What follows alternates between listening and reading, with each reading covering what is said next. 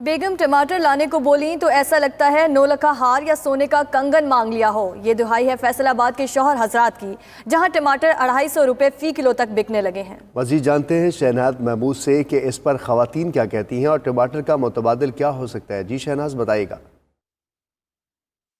जी बिल्कुल, टमाटर की है ऊंची उड़ान, ख़वातीन ख़रीदार हो गई हैरान परेशान।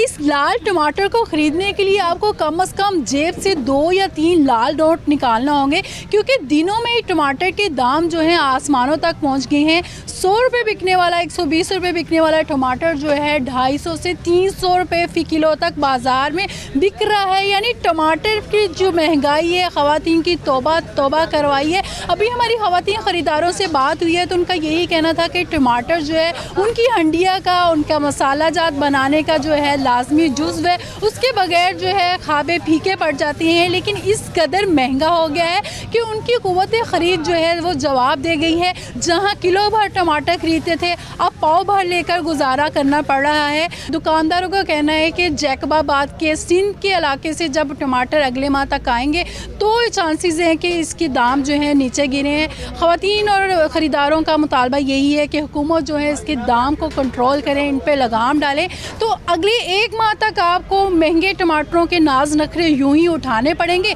यहाँ तो ये है कि मुतबादिल के तौर पर आप हंडिया में टमाटर की बजाय दही का इस्तेमाल करें। जी।